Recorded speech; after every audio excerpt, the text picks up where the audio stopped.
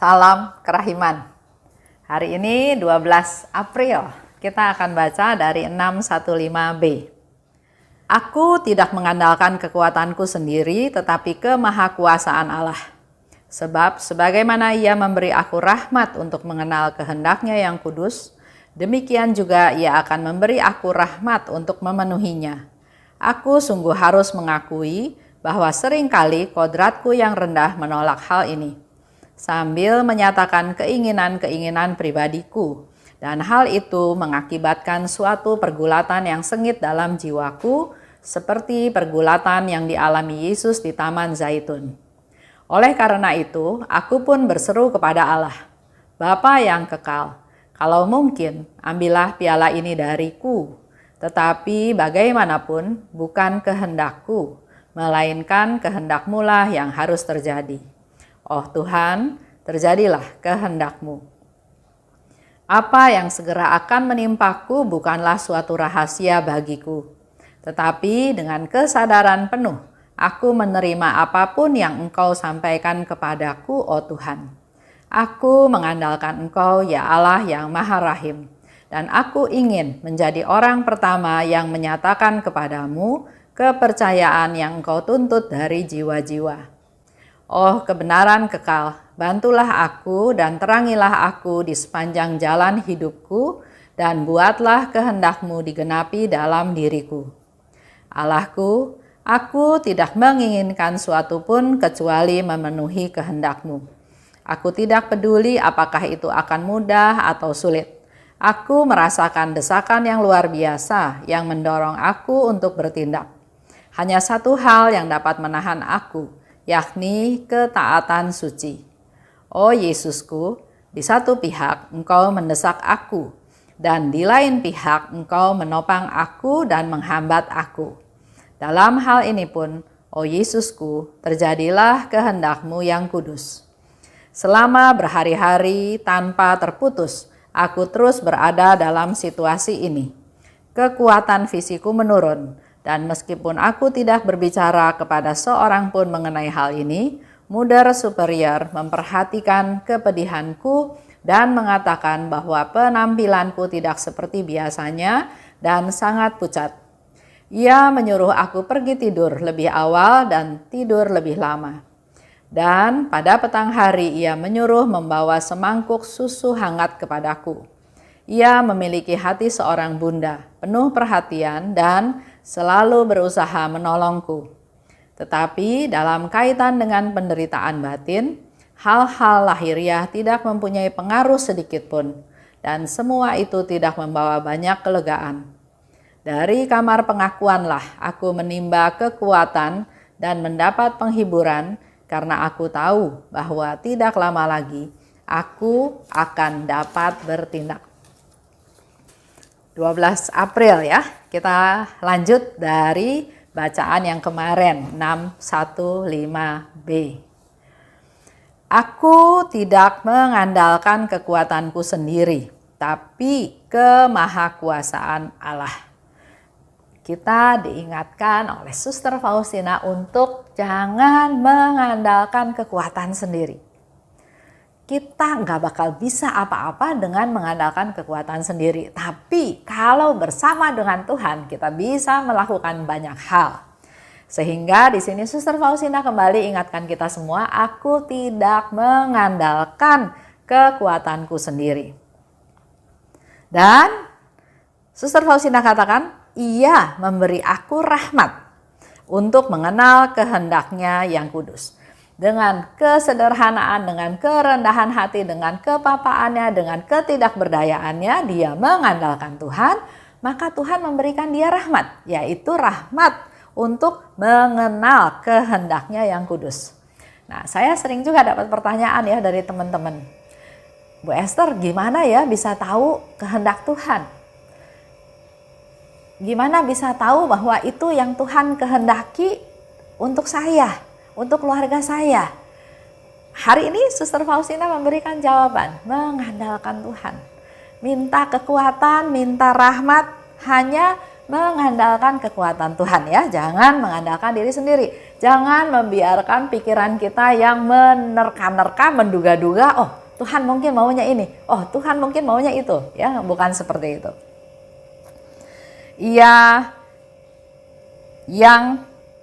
Dia juga pasti akan memberi aku rahmat untuk memenuhinya. Jadi hari ini Suster Faustina memberikan kita solusi atau kekuatan baru atau penghiburan atau jawaban atas semua permasalahan kita. Di situ Suster Faustina katakan Tuhan memberi rahmat kepada dia untuk dia bisa tahu rencana Tuhan, tahu kehendak Tuhan. Ya, satu rahmat untuk tahu kehendak Tuhan, dan yang kedua, Suster Faustina juga yakin Tuhan akan memberikan rahmat kepadanya sehingga dia bisa melaksanakan kehendak tersebut. Begitu pula dengan kita. Tuhan memberikan kita rahmat untuk kita mengerti apa sih tujuan hidup kita di dunia. Kenapa saya bisa ada di dalam keluarga ini? Kenapa aktivitas saya seperti ini dan seterusnya. Dan yang kedua, Tuhan akan memberikan rahmat untuk kita mampu melaksanakannya. Sering kodratku yang rendah ini menolak hal ini. Dia merasa nggak pantas. Dia merasa dia siapa? Dia bukan siapa-siapa. Dia apa-apa. Pendidikannya juga rendah ya. Jadi dia bilang, saya menolak karena nggak mungkin lah untuk saya gitu ya, menolak hal tersebut. Sambil menyatakan keinginan-keinginan pribadiku. Jadi Suster Faustina juga di awal-awal masih dia memikirkan juga keinginan-keinginan pribadinya dia. Hal itu menyebabkan suatu pergulatan yang sengit dalam jiwaku, seperti pergulatan Yesus di Taman Zaitun.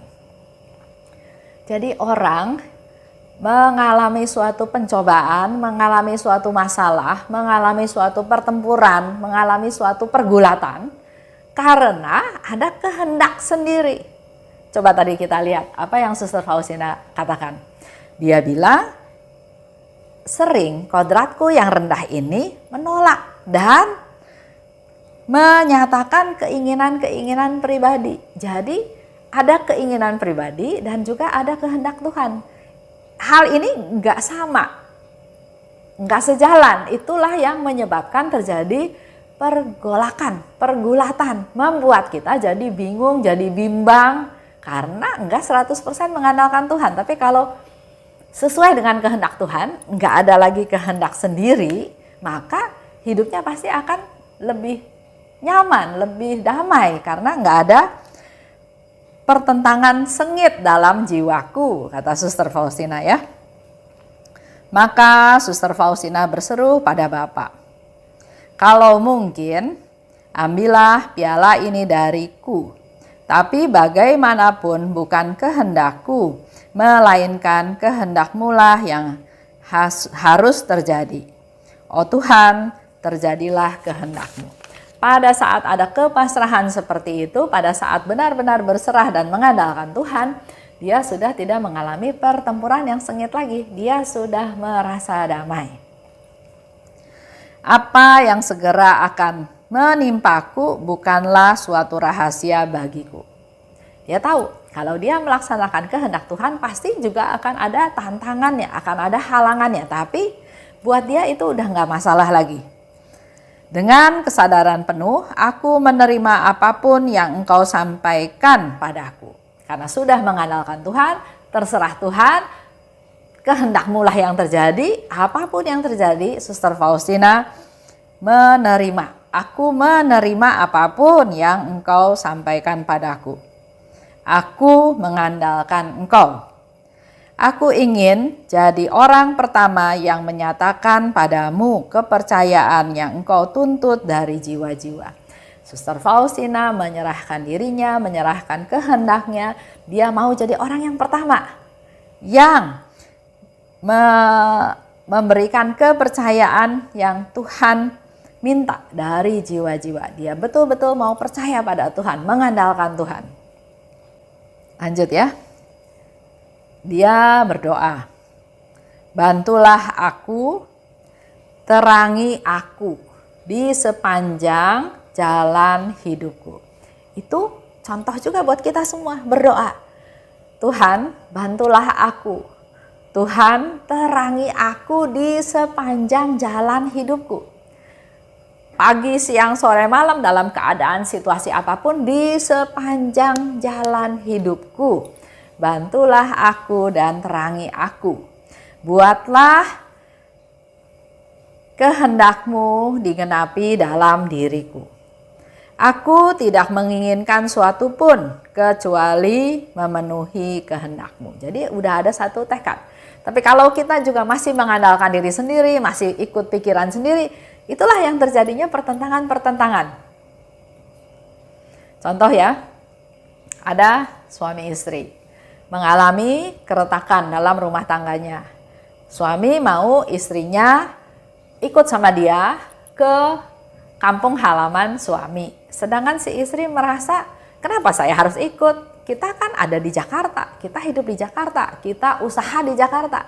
Kenapa harus pulang kampung? Ya, pulang ke kampung halaman suaminya. Nah, ini terjadi pertentangan karena si istri merasa, kenapa harus pindah ke tempat yang kecil? Padahal kita sudah mapan hidup di kota yang besar ya. Terjadi pertentangan. Gara-gara hal ini, maka timbullah keretakan-keretakan yang makin lama relasinya makin jauh. Karena si suami berpikir, loh kok istri gak mau ikut suami. Sementara si istri pikir, kenapa harus pindah ke tempat kecil sedangkan kita sudah ada. Nah itulah adanya perbedaan pandangan, perbedaan pemikiran yang menyebabkan ada permasalahan. Ya. Tapi kalau kita contohnya betul-betul mengandalkan Tuhan, terserah Tuhan, berserah pada Tuhan. Yesus, engkau andalanku, udah gak ada pertentangan lagi. Pokoknya selama itu rencana Tuhan, itu kehendak Tuhan, laksanakan, udah gak ada pertentangan lagi. Dan Suster Faustina katakan dia mau jadi orang yang pertama ya. Aku tidak peduli apakah akan mudah atau sulit. Ini udah kasih tahu juga kepada kita semua. Bisa sulit, bisa mudah. Ikut perintah Tuhan itu bisa sulit, bisa mudah. Tapi Suster Faustina gak peduli. Karena dia sudah tekadnya mau melaksanakan kehendak Tuhan. Aku merasakan dorongan yang luar biasa untuk bertindak. Hanya satu yang dapat menahan aku, yaitu ketaatan suci. Oh Yesus, di satu pihak engkau mendesak aku, di lain pihak engkau menopang aku dan menghambat aku. Terjadilah kehendakmu yang kudus. Di sini Suster Faustina juga kasih tahu kita semua ya. Tuhan, kita juga sering mengalami hal tersebut. Tuhan minta kita berbuat baik. Kita lakukan perbuatan baik tersebut. Tapi orang itu bukan nerima perbuatan baik kita, malahan mencela, mencibir, menyindir, bahkan mungkin menghina perbuatan baik kita. Cari muka lah, baru segitu aja udah bangga lah, sok kaya, kasih-kasih barang dan banyak hal. Padahal niat kita berbuat baik. Nah dalam hal ini Suster Faustina juga bilang, engkau di satu pihak mendesak aku, ayo cepet ya. Tapi di pihak lain engkau menghambat aku. Contoh yang kita tahu semua, contoh pembuatan gambar kerahiman ilahi. Tahun 1931 Yesus sudah minta kepada Suster Faustina untuk lukislah gambar kerahiman ilahi seperti yang engkau lihat dilukis di atas dengan kuas ya. Dan dia minta dihormati secara publik pada pesta kerahiman. Tapi apa yang terjadi? Itu tahun 1931. Dia cerita sama bapak pengakuannya di kamar pengakuan. Bapak pengakuan bilang, gambar itu sudah ada di dalam hatimu. Keluar dari kamar pengakuan, dia dengar lagi, gambarku memang ada dalam hatimu, tapi aku mau gambar itu dilukis, dihormati secara publik. Suster Faustina cerita sama temannya. Dia sendiri gak punya kemampuan untuk menggambar. Dia cerita sama Pastor Sopotsko. Apakah Pastor Sopotsko percaya? Enggak. Dia diuji, bahkan dia diperiksa dulu oleh dokter untuk tahu Faustina ini gila atau enggak ya. Jadi ada proses yang panjang sampai akhirnya tahun 1934. Suster Faustina bertemu dengan pelukis, dipertemukan oleh Pastor Sopocko. Bertemu dengan pelukis, melukis gambar seperti yang Suster Faustina lihat. Itu kita bisa lihat ya, jadi di satu pihak disuruh bikin gambar, tapi di pihak lain seolah-olah Tuhan nggak memberi jalan. Cerita sama Bapak Pengakuan di DEP, cerita sama Pastor Sopocko juga di DEP ya, jadi nggak lancar di satu pihak menyuruh Suster Faustina, tapi di pihak lain malah menghambat. Ini yang dikatakan oleh Suster Faustina. Tapi terjadilah kehendakmu yang kudus. Kalau dia mengalami hal itu juga, buat dia oke aja. Terjadilah kehendakmu yang kudus. Nah, itulah trust. Dia percaya penuh pada penyelenggaraan Tuhan. Dia nggak komplain, dia nggak mundur di tengah jalan, dia nggak marah, tapi terjadilah kehendakmu. Berhari-hari aku berada dalam situasi ini. Kekuatan fisikku menurun, penampilanku sangat pucat, yang nggak seperti biasanya. Dan Mother Borgia minta aku untuk cepat tidur. Ya, ada Mother yang peduli sama dia, cepat tidur. Bahkan setiap sore dikasih 1 gelas susu. Mother itu penuh perhatian, tapi dalam kaitan dengan penderitaan batin, hal-hal lahiriah tidak punya pengaruh. Walaupun mendapat treatment seperti itu, dia nggak merasa lebih baik. Dia tetap merasakan penderitaan batin tersebut. Dan semua itu tidak membawa kelegaan. Dari kamar pengakuan, aku menimba kekuatan dan mendapat penghiburan. Buat Bapak Ibu yang sedang bermasalah, yang banyak hal ya. Suster Faustina katakan penghiburan fisik itu dia nggak pengaruh terhadap penderitaan batin dia. Tapi melalui sakramen tobat, melalui kamar pengakuan, dia mendapatkan kekuatan dan juga penghiburan. Karena aku tahu tidak lama lagi aku dapat bertindak. Kalau kita punya iman, percaya penyelenggaraan Tuhan, step berikutnya maka kita punya harapan. Tuhan pasti akan memenuhi, memberikan rahmat untuk dia mampu melaksanakannya. Nah, pertanyaannya sekarang adalah bagaimana dengan kita? Apakah kita percaya pada Tuhan? Mengandalkan Tuhan? Menyerahkan semua permasalahan kita pada Tuhan? Dan punya satu harapan yang besar bahwa Tuhan akan memberikan rahmat-Nya, akan memberikan solusi untuk membimbing kita keluar dari pertempuran ini sebagai seorang pemenang. Itu aja yang kita mau renungkan sama-sama pada hari ini.